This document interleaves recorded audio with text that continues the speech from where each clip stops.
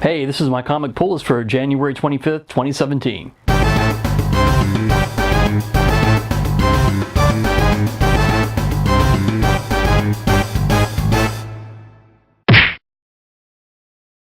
This was a pretty full week, 12 titles, so let's get right into it with Dark Horse and Aliens Defiance number 9. So pirates attack the Europa, leaving the crew to take drastic measures. This is another quick read of this title. Between Brian Wood's writing and Tony Brasini's graphically detailed artwork, the pages just fly by. Really enjoying this book. Next up, it's Buffy the Vampire Slayer, Season 11, Number 3.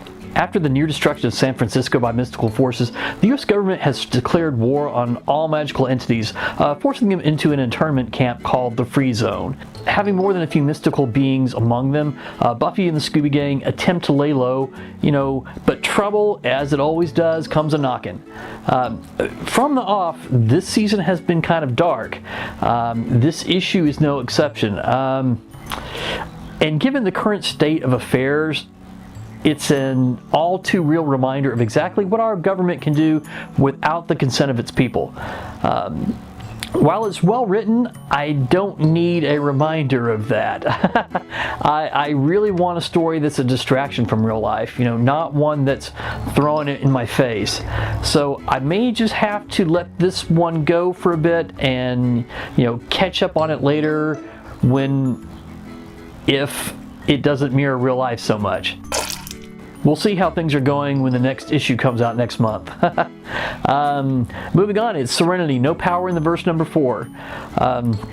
As Mal and Inara attempt to rescue Bee, the rest of Serenity's crew battles an unexpected foe. There's only 2 more issues to go in this title, and sadly, I'm not that into it. Chris Robertson's writing is okay, though I don't find the storyline that engaging. And Georges Genti's art is, so-so. Hopefully the story is going to ramp up in the final 2 issues. Next, it's Tarzan on the Planet of the Apes, number 5. In this final issue, Tarzan and Caesar try to save the Planet of the Apes from destruction. This was a pretty good miniseries, though it had some very odd twists and turns. I'd say it's worth the read though, especially if you're a Tarzan or Planet of the Apes fan. Moving on to DC and The Flash number 15. The Rogues are back, and far from Central City in the small country of Cordo Maltese, they attack a museum and try and steal a gold and jeweled statue of the god Mercury. But the Flash has tracked them down and the fight is on. This was a good issue, and it looks like things are getting set up for a really interesting story arc. Next, it's Hellblazer number 6.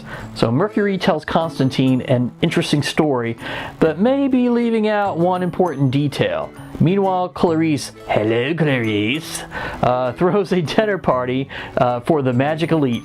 Attendance mandatory.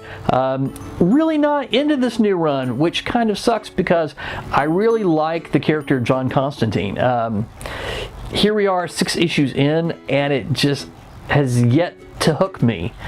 I'm not quite ready to quit yet, but if it doesn't improve over the next few issues, I may consider it. Next, it's Wonder Woman number 15. Things are getting cray-cray, literally.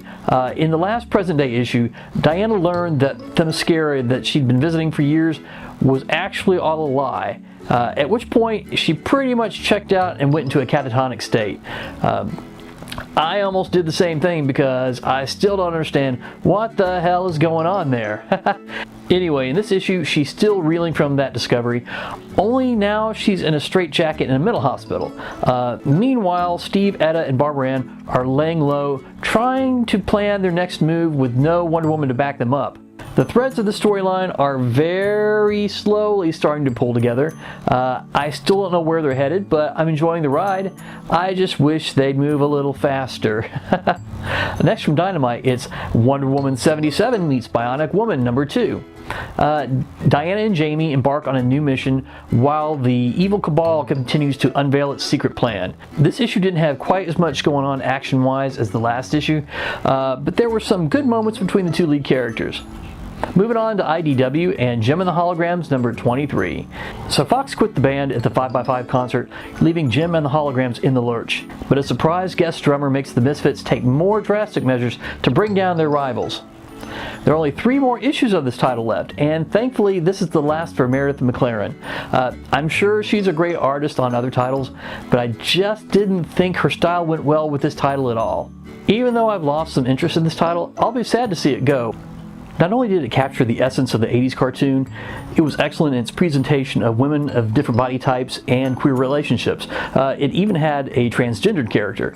But there is some good news. The final issue is going to be oversized with lots of extras. Plus, according to writer Kelly Thompson, quote, "Gem of the Holograms is not over, not by a long shot. In fact, I'd say the most exciting thing we've ever done is in our very near future."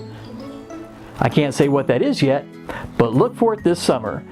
It's not hyperbole to say it's going to change everything about the Gem universe. We'll definitely be keeping our eyes out for that, but in the meantime, 3 more issues to go. Next from Marvel, it's Moon Girl and Devil Dinosaur number 15. When drones attack Miss Dominguez's 4th grade class at PS20, Lunella sends out a call for help.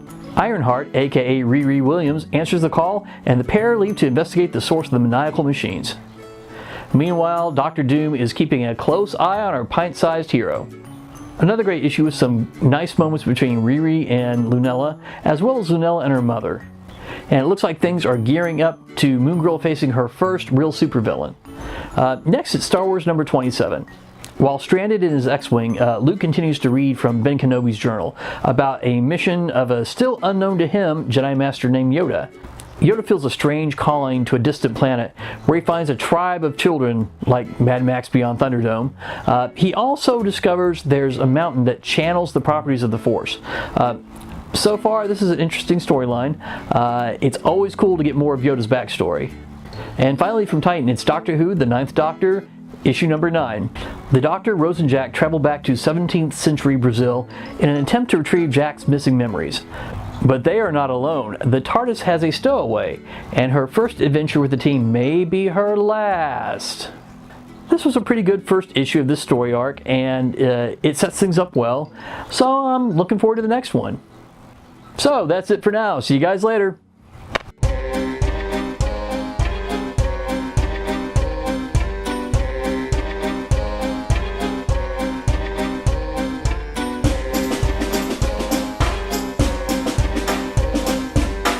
Yeah.